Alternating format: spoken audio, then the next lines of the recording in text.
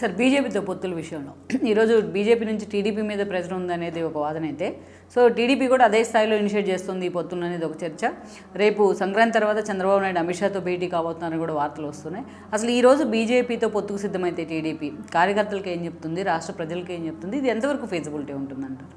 ఇప్పుడు వాస్తవ పరిస్థితి అయితే తెలుగుదేశం శ్రేణులకి భారతీయ జనతా పార్టీ తోటి సయోధ్య అనే వార్తను కూడా జీర్ణించుకోవడానికి సిద్ధంగా లేరు.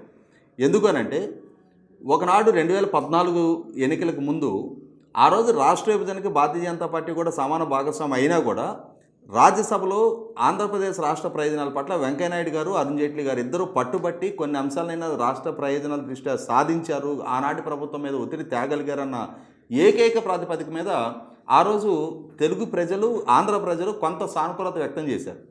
ఒక రకంగా 10 సంవత్సరాలు అధికారంలో ఉన్న కాంగ్రెస్ పార్టీ, సుదీర్ఘకాలం రాజకీయాల్లో కొనసాగున్న కాంగ్రెస్ పార్టీ స్థానిక సంస్థల ఎన్నికల్లో కానీ, మున్సిపల్ ఎన్నికల్లో కానీ, అసెంబ్లీ పార్లమెంట్ ఎన్నికల్లో ఒక్కటంటే ఒక్క స్థానం కూడా, కనీసం నాట్ ఈవెన్ ఎంపీటీసీ మెంబర్, ఒక మున్సిపల్ కౌన్సిలర్ కానీ ఒక ఎంపీటీసీ మెంబర్ కూడా గెలవని పరిస్థితి అంటే ఒక రకంగా ఇండియన్ పొలిటికల్ హిస్టరీలో ఒక కేస్ స్టడీగానే చెప్పుకోవచ్చు.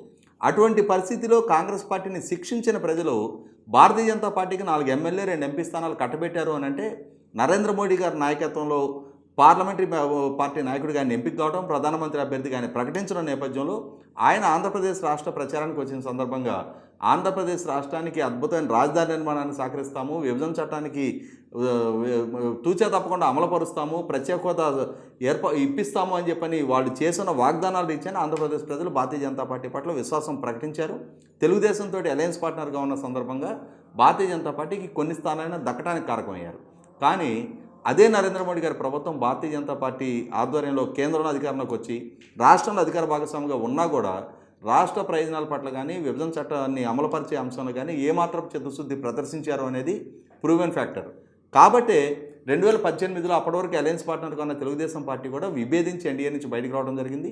భారతీయ జనతా పార్టీని ఆంధ్రప్రదేశ్ రాష్ట్రంలో ఒక రకంగా కేఏ పాల్ పార్టీ కన్నా కూడా ఘోరమైన పరిస్థితుల్లో ప్రజలు తీర్పు ఇవ్వడం జరిగింది. 0.86% ఓటు బ్యాంకుకి పరిమితం చేశారు.